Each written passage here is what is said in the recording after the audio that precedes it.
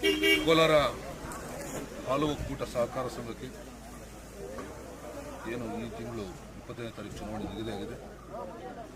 ಅದರ ಭಾಗವಾಗಿ ಜಿಲ್ಲೆಯಾದ್ಯಂತ JDS ಮತ್ತು BJP ಮೈತ್ರಿ ಅಭ್ಯರ್ಥಿಗಳನ್ನು ನಾವು ಈಗಾಗಲೇ ಹಲವಾರು ಕ್ಷೇತ್ರಗಳಿಗೆ ಘೋಷಣೆ ಆಗಿದೆ. ಇನ್ನು ಕೆಲವು ಅಭ್ಯರ್ಥಿಗಳು ಸಂಖ್ಯೆ ಜಾಸ್ತಿ ಇರೋದ್ರಿಂದ ನಾಳೆ ಸಂಜೆ ಒಳಗಡೆ ಘೋಷಣೆ ಮಾಡಿ ಅಧಿಕೃತವಾಗಿ ನಾವು ಕೂಡ ನಾಮಿನೇಷನ್ ಮಾಡ್ತಕ್ಕಂಥ ಪ್ರಕ್ರಿಯೆ ಚಾಲನೆ ಕೊಡ್ತೀವಿ. ಮುಂದುವರೆದು ಕೋಲಾರ ಕ್ಷೇತ್ರದ ವೇಮಗಲ್ ಭಾಗ ಹಾಗೆ ಶ್ರೀನಿವಾಸಪುರ ಕ್ಷೇತ್ರದ ಭಾಗ ಎರಡನ್ನೂ ಸೇರಿಸಿ ಏನು ಒಂದು ಕ್ಷೇತ್ರ ನಿಗದಿಯಾಗಿದೆ.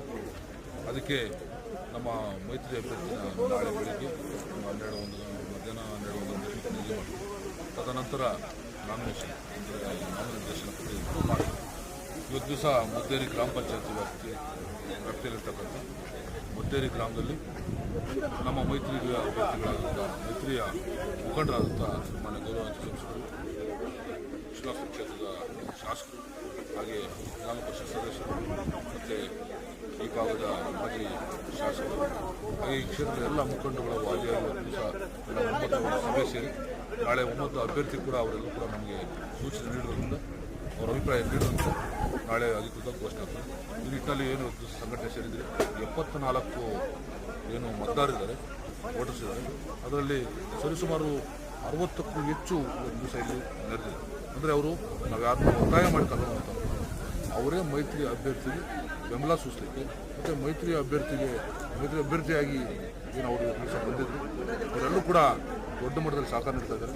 ಇವತ್ತು ದಿವಸ ಏನು ಆಮಿಷಗಳು ಒಳಗಾಗದೆ ನಾವೆಲ್ಲರೂ ಕೂಡ ಸ್ವತಂತ್ರವಾಗಿ ಕಾಂಗ್ರೆಸ್ನ ಭ್ರಷ್ಟಾಚಾರವನ್ನು ತೊಲಗಿಸಬೇಕು, ಭ್ರಷ್ಟಾಚಾರ ಮುಕ್ತ ಸರ್ಕಾರ ನೀಡುವಂಥ ನಿಟ್ಟಿನಲ್ಲಿ ಎಲ್ಲರೂ ಕೂಡ ಸಹಕಾರ ನೀಡ್ತೀರಿ ಅಂತ ಹೇಳಿ ಮತದಾರರು ಬಂದಿದ್ದರು.